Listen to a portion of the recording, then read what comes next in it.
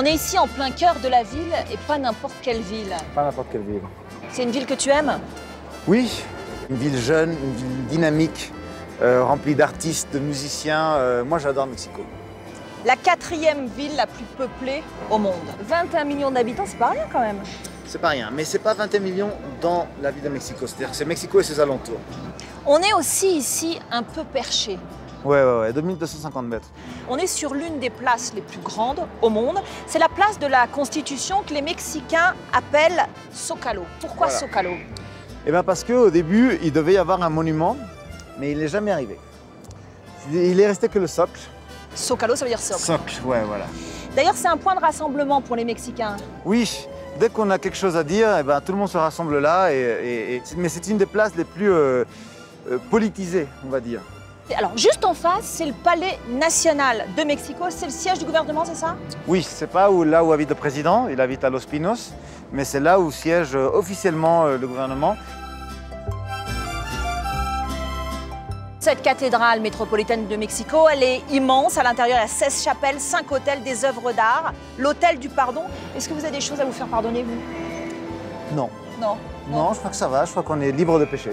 Ah, c'est bien. Mais de toute façon, sinon, j'ai vu qu'il y avait un petit rituel de purification juste en bas, là. Il y a de tout. Tu peux soit te faire pardonner par la religion catholique, soit faire un petit rituel de purification avec des œufs, des plantes, du copal. C'est incroyable, ça, hein? C'est vraiment un lieu de mélange de culture ici et c'est un lieu vivant, très vivant. Tu vas nous servir de guide? Allez. Bonjour Yanis Guerrero. Bonjour. Merci de nous accueillir chez toi à Mexico. Enchanté, encantado. Guerrero, ça veut dire guerrier? Ça veut dire guerrier, oui, exactement. Tu es donc un guerrier, tu es comédien également. Oui. On va parler de ta carrière au cinéma qui a explosé avec ce film Nosotros los Nobles. Mais avant, tu nous emmènes en balade? Allez, vamos. Voilà. Voilà.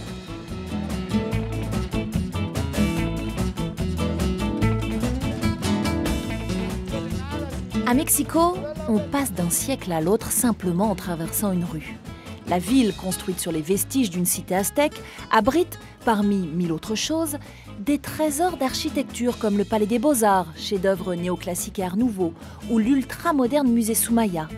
Des marchés colorés et animés, des restaurants chics et branchés dans les quartiers de Condesa et Polanco, sans oublier des ateliers de grands artistes, notamment ceux de Frida Kahlo et Diego Rivera.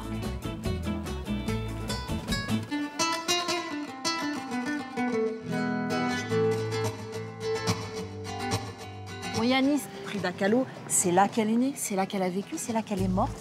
Quelle place elle occupe dans le cœur des Mexicains? Eh bien, je crois que Frida Kahlo et Diego Rivera aussi, pour moi, ils ont construit un peu l'image de la mexicanité. Diego Rivera collectionnait justement tous ces objets-là, aztèques, mayas, et ça, tu peux le voir aussi dans leurs peintures. Ils ont construit énormément avec leurs tableaux une image du Mexicain. Alors là, on est dans leur jardin. À l'époque, il y avait des chiens, il y avait des perroquets, il y avait même des singes. Elle était assez fantasque, Frida Kahlo. Oui, et je pense qu'ils habitaient tous les deux dans cet univers bohème, on va dire, des artistes mexicains. Ils ont connu plein d'artistes. Et puis étrangers aussi, Picasso, plein de musiciens, Trotsky aussi, entre autres. Ouais, la maison Trotsky a été hébergée ici. Et ils ont communié dans ce milieu très politique de l'époque. Bon, on va essayer d'en savoir un peu plus grâce à Alexandro, qui va être notre guide. Hola, Valérie. Bonjour. Quels sont les trésors de cette collection, puisque cette maison est devenue le musée Frida Kahlo? Il y a un peu de mobilier, il y a un peu dans la chambre à coucher, des lits, des armoires, des objets personnels, des habillements et tout. Dans cette maison, elle a vécu de grands plaisirs, mais de grandes souffrances aussi, de grandes douleurs.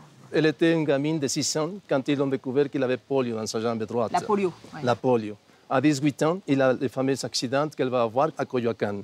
Ils se sont écrasés. Elle a eu un accident de tramway. Oui, son corps a été littéralement broyé. Exactement, oui. Donc, il avait vécu avec cette douleur constante. C'est pas quelqu'un qui est connu pour ses couchers de soleil ou pour ses natures mortes. Et à travers ses autoportraits, elle te raconte son histoire.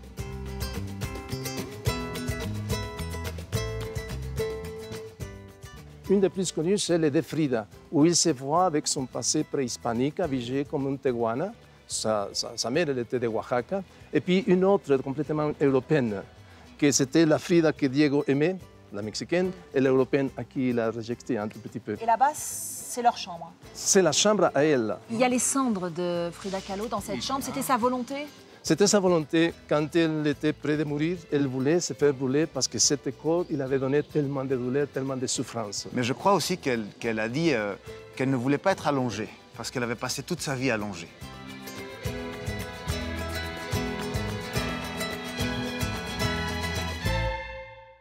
Donc là-bas, il y a une installation provisoire, mais c'est très très intriguant, on va voir. Ah oui, on va aller les voir, ça vaut la peine. Allez. On y va, allez. On y va, on y va.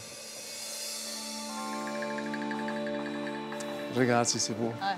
C'est un hôtel spécialement pour la fête des morts. C'est une tradition préhispanique qui a passé dans les temps modernes où l'on croit que les morts de la famille ils vont venir nous visiter. Il y a de l'alcool, du sel, les fleurs.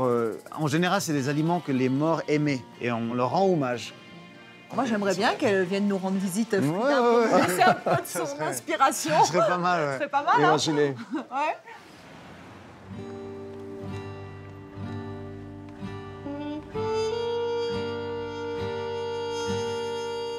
Yanis, on poursuit notre balade. On est à présent dans le quartier de Condesa. C'est le quartier le plus durement touché par le récent séisme qui a fait plus de 300 morts à travers le pays. Tu étais où, toi, ce 19 septembre dernier? Moi, j'étais en train de tourner. J'étais au milieu d'un tournage.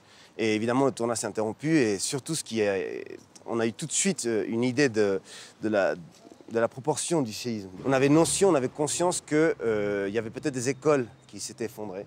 Et il y avait peut-être des enfants qui étaient sous les décombres, des choses comme ça. Et ce qui est très triste, si tu veux, c'est que malgré qu'on avait déjà eu un séisme en 85, le gouvernement n'était pas prêt à répondre à ça. Mais la société civile, oui. Et la solidarité des gens a été exceptionnelle. Tout de suite, les gens qui travaillaient dans la construction ont été les premiers à arriver dans les lieux sinistrés.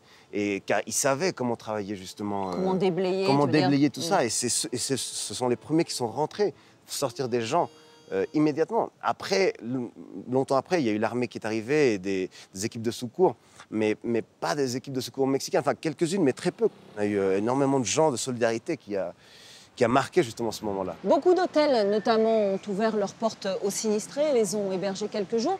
C'est le cas de celui-ci, dans le centre historique, et c'est le cadre que nous avons choisi pour ton interview portrait.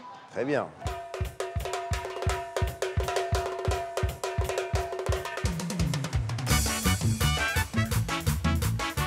Bon, Yanis, Oui. explique-nous d'abord pourquoi est-ce que tu parles aussi bien français. En fait, mes parents, les deux sont mexicains. Ils sont partis faire des études en France.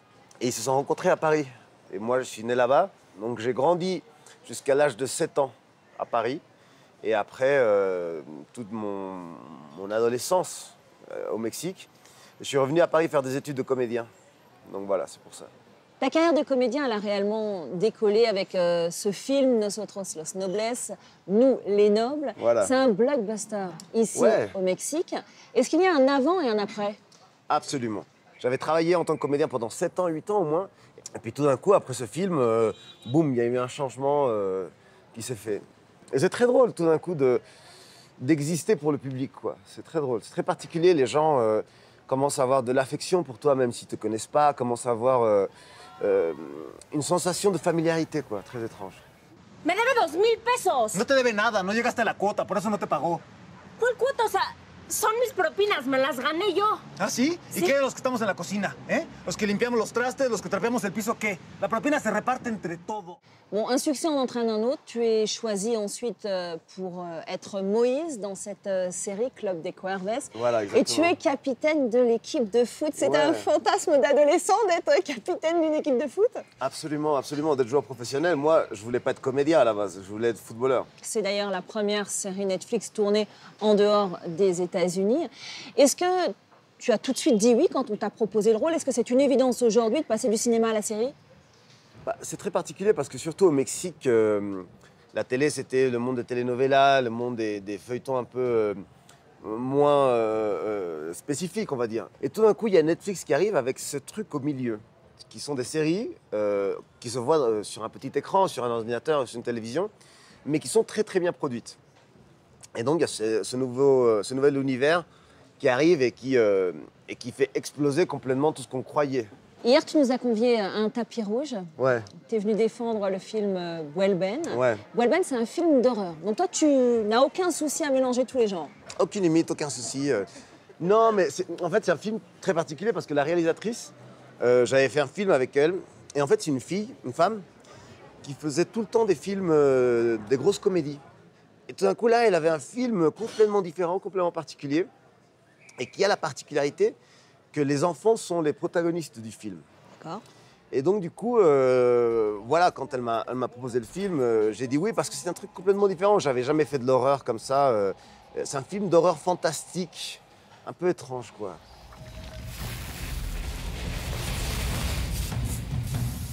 Tigres. L'écriture, c'est aussi une autre corde à ton arc. Tu as écrit un film qui s'appelle Malamados, que tu as coproduit. Est-ce qu'il a rencontré le succès que tu espérais? Oui, oui, parce que c'est un film que j'ai écrit quand je commençais à Chaillot, je crois que je devais avoir 23 ans. Et je me suis dit qu'il fallait que j'écrive des choses pendant que j'étais là-bas. Et je suis venu le tourner pendant un été avec des potes. C'était une production complètement indépendante, complètement à l'arrache. Mais avec ce film-là, on est parti à New York et on a gagné deux prix au Festival du film de New York. Et ça a commencé à nous ouvrir des portes ici au Mexique par rapport aux autres choses qu'on faisait et tout. Moi, j'adore écrire, c'est vraiment un vrai plaisir, quoi. À Hollywood, on courtise beaucoup les réalisateurs mexicains. Je pense notamment à Iñárritu ou Cuarón. Hollywood, c'est un rêve pour toi? Ouais. Enfin, c'est-à-dire qu'à Hollywood, ils courtisent tout ce qui est talentueux, quoi. Je pense. Et je pense qu'en particulier, Del Toro, Cuarón, Iñárritu, Rodrigo Prieto, qui sont très talentueux, quoi. Hollywood s'est construit comme ça, avec des gens très talentueux du monde entier qui viennent et qui construisent ce monde de rêve. Tu réalises que tu me déçois beaucoup, là, parce que tu m'expliques que tu préfères Hollywood à Paris. C'est pas que je Le préfère, ton moi. a l'air plus naturel, en tout cas. Non, mais je crois que Hollywood me préfère que Paris, tu vois. C'est pas un choix que moi je fais. Moi, j'adorais travailler à Paris, mais la réalité, c'est que il n'y a pas de rôle pour moi en France. Par contre, à Hollywood, c'est naturel qu'il y ait des rôles pour moi parce qu'il y a une vraie culture latino-américaine.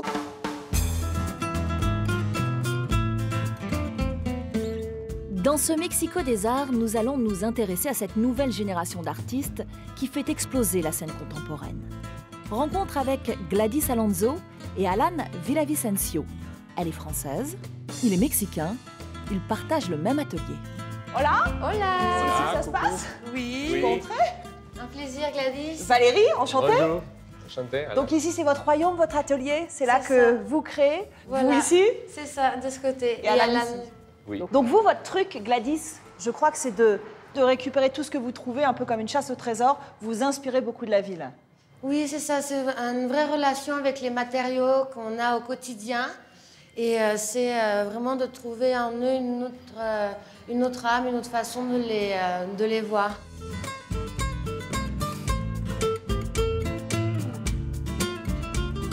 C'est vrai que vous nous offrez des créations qui sont très architecturalisées, qui jouent avec l'espace, comme cette sculpture. Quel est le propos? Qu'est-ce que vous racontez? C'est vrai que la relation entre architecture et sculpture est très proche. Et j'aime vraiment la relation que le corps peut avoir avec une sculpture. Je cherche vraiment que chaque sculpture fonctionne un peu comme quand on rencontre une personne, quand on s'approche, on a cette première identité, cette première impression.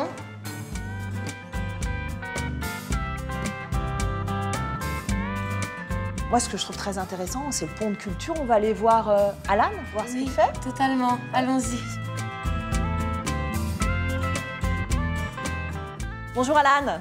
Alan, c'est intéressant pour toi de partager ton atelier avec une Française. Est-ce que vous croisez vos regards sur l'art? Est-ce que vous vous enrichissez l'un de l'autre? C'est une expérience très enrichissante de rassembler deux contextes, le Mexique et la France. Et quand j'ai rencontré Gladys, ça nous a rapprochés dans la façon de voir ces contextes. Bon, Alan, vous nous faites découvrir vos toiles? Oui. Oui, allez.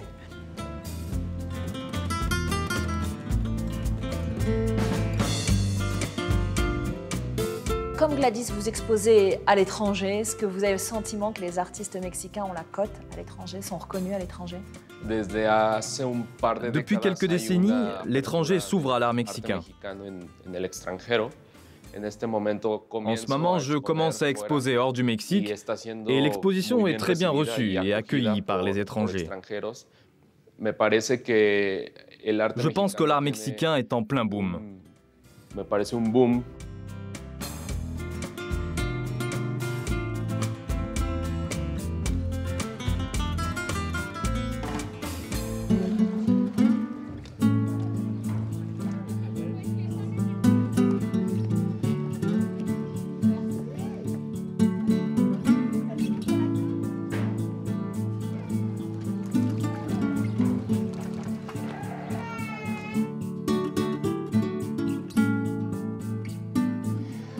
On ne pouvait pas se quitter sans une balade au fil de l'eau sur les canaux aztèques de Xochimilco. C'est malheureusement la fin de ce Paris des Arts spécial Mexico.